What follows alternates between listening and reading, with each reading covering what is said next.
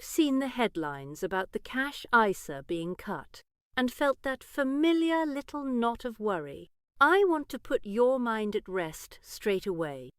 If you're 65 or over, that cut is not aimed at you. Pensioners keep the full cash ISA allowance, the whole £20,000 a year in cash, exactly as before. The change everyone's been writing about is for younger savers, not for you. But I don't want to stop there, because there's a quieter change tucked into the same budget that does reach into pensioners' pockets, and it's the one getting far less attention. It's the tax on ordinary savings interest. More and more people over state pension age are now getting a tax bill on the interest from their everyday savings accounts, often for the first time in their lives, and many don't understand why. So let's take all of this together, calmly. I'll explain what the cash ISA change actually is, and why over-65s are protected from it. Then the savings tax change that genuinely affects you. I'll show you a little-known relief that can let some pensioners on lower incomes earn several £1,000s of interest completely tax-free.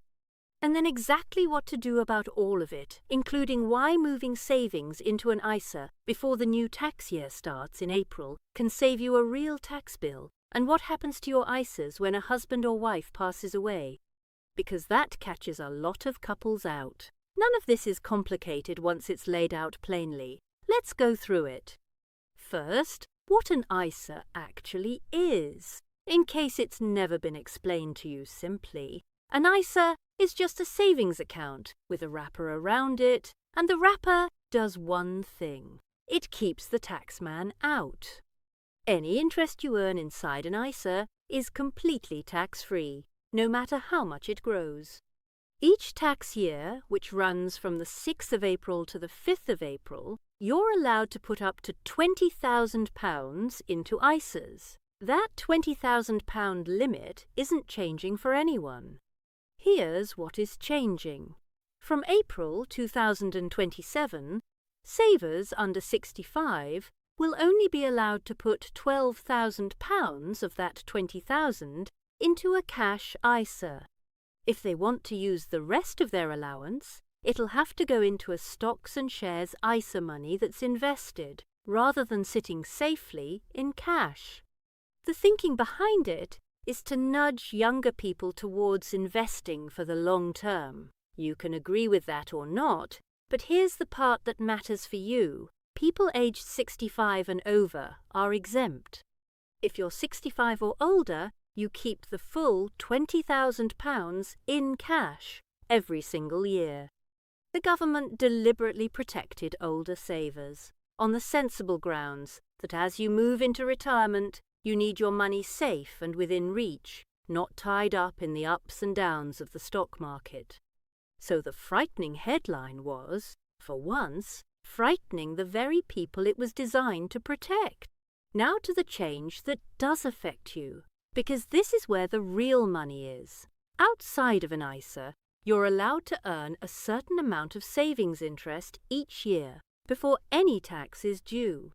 It's called the Personal Savings Allowance. For most people, basic rate taxpayers, that's £1,000 of interest a year tax-free. For higher rate taxpayers, it's only £500. And here's the problem. That allowance has been frozen for years. It hasn't risen at all, while interest rates have climbed sharply. So savings that used to earn you almost nothing are now earning 4 or 5%, which is lovely, except it means far more people are sailing past that £1,000 line and being taxed on the interest above it. On top of that, the recent budget raised the tax rates on savings income, so the bite is a little harder than it was. Do check the current rates, because these move but the direction is clear. More of any interest you earn outside an ISA is now taxed. Before we go further, I want to give you the piece of good news that almost nobody tells you, because for some of you, it's worth a great deal. There's an extra relief, on top of that £1,000 personal savings allowance, called the starting rate for savings. If your income from your pensions and any other non-savings sources is low broadly if it's at or below your personal allowance, which is around £12,500, then you can earn up to a further £5,000 of savings interest at a 0 rate of tax. Add that to the £1,000 personal savings allowance, and a pensioner whose main income is a modest state pension could potentially receive several £1,000s of interest a year without paying a penny of tax on it.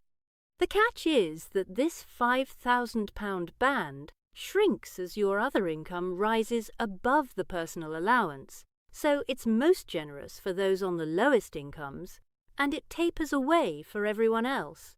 The rules interact, so this is exactly the sort of thing worth having checked, but if your income is modest, don't assume you're being taxed on your interest until you've looked at this, because you may have far more tax-free room than you think. Now let me show you how the tax catches people, because it's so easy to fall into without realizing. Meet Brian. Brian is 71, retired from a career as a surveyor, and a careful saver all his life.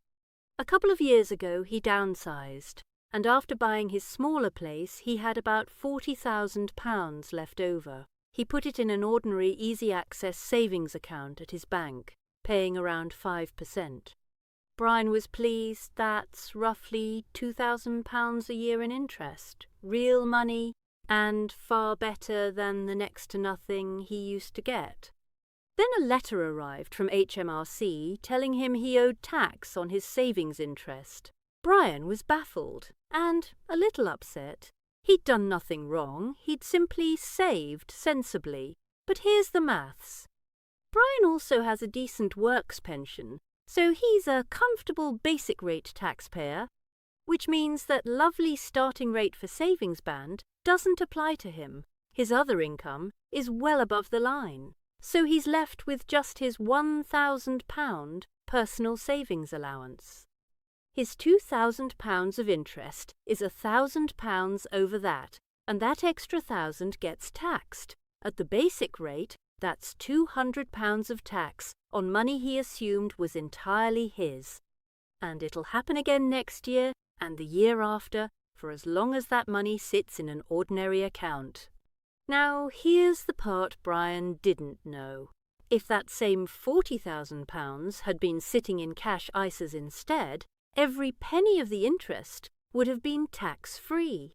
No letter, no bill, nothing. And because Brian is over 65, he can shelter the full £20,000 in a cash ISA this tax year and another £20,000 after the 6th of April, moving the whole lot out of the taxman's reach across 2 tax years. The money is just as safe, just as accessible, earning a similar rate. The only difference is the wrapper.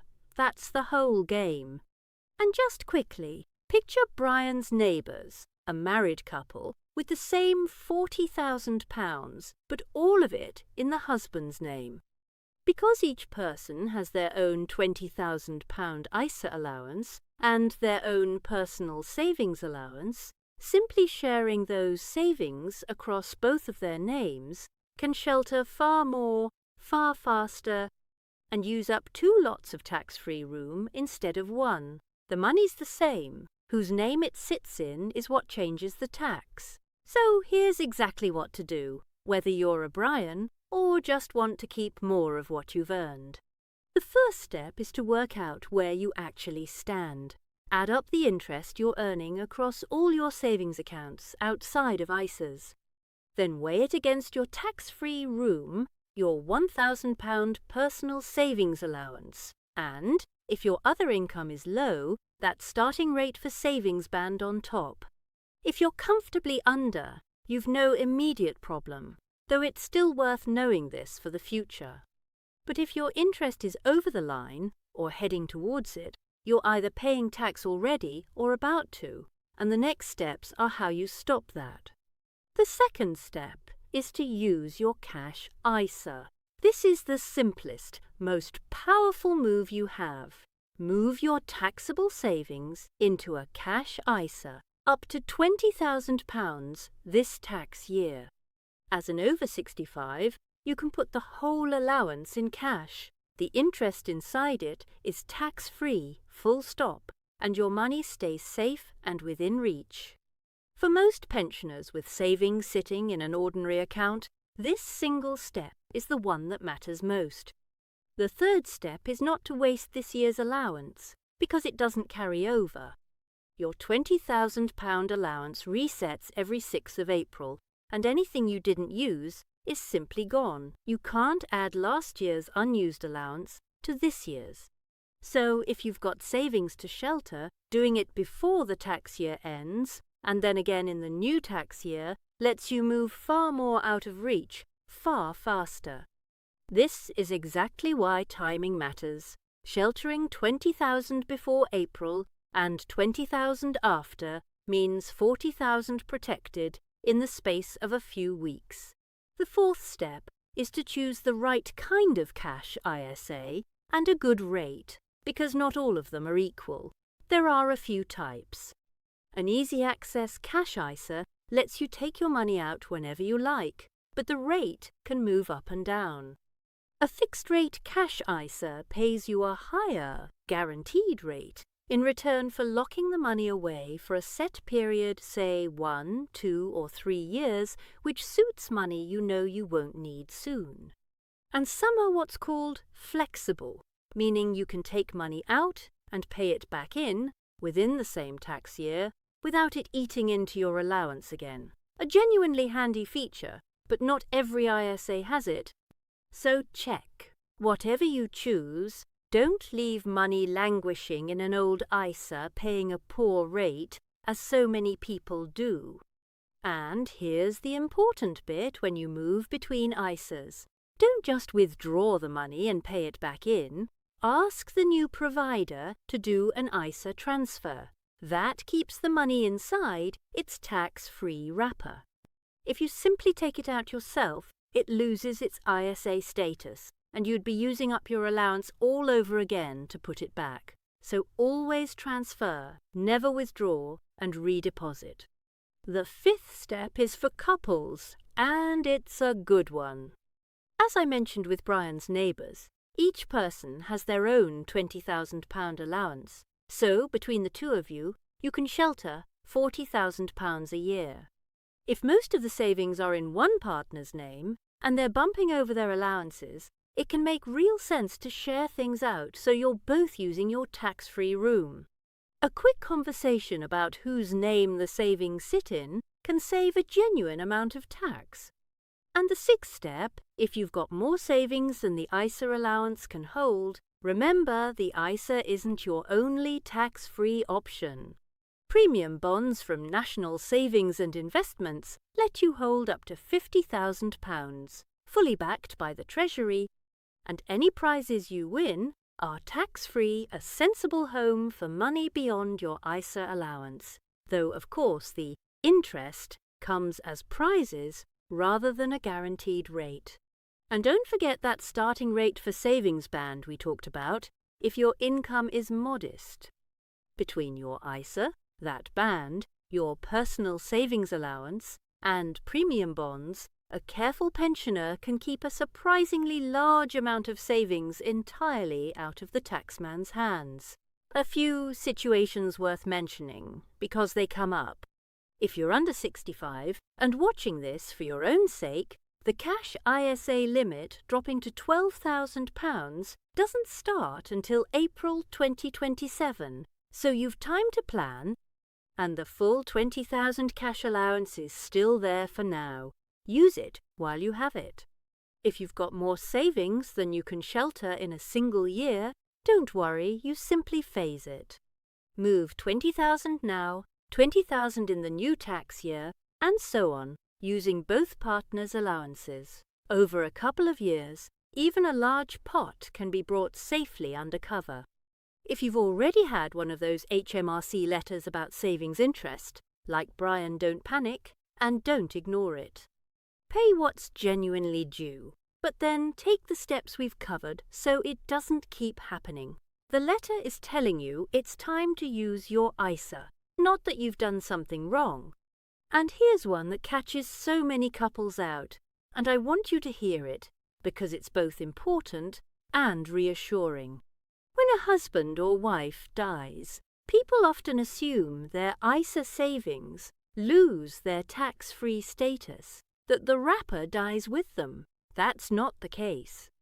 If your spouse or civil partner passes away, you're entitled to a one-off extra ISA allowance equal to the value of their ISAs on top of your own £20,000. It's sometimes called the inherited ISA allowance. So, if your late husband had £30,000 in cash ISAs, you can shelter that £30,000 in your own ISA, keeping it tax-free on top of your normal allowance. Far too many grieving spouses never claim this, simply because no one told them it exists. If you've lost a partner who had ISA savings, ask their provider, or yours, about the inherited ISA allowance. It can keep a significant sum tax-free at exactly the time you need stability most. So, let me leave you with the heart of it. The cash ISA cut you've read about isn't aimed at you if you're over 65. Your full £20,000 cash allowance is protected on purpose. The change that should have your attention is the quiet one. With the tax-free savings allowance frozen and interest rates higher, more of any interest you earn outside an ISA is now being taxed. And the answer to that is sitting right there in your own hands. Use the allowance the government chose to protect for you, lean on the starting rate band if your income is modest, and keep your money safe, accessible, and tax-free instead of taxed. So do share this with anyone over 65 who keeps a decent sum in an ordinary savings account, especially anyone who's just had a tax letter about their interest and didn't understand it, or anyone who's recently lost a partner and doesn't know about that inherited allowance. A few minutes acting on this could quietly save them hundreds of pounds a year, year after year. I'll see you next time.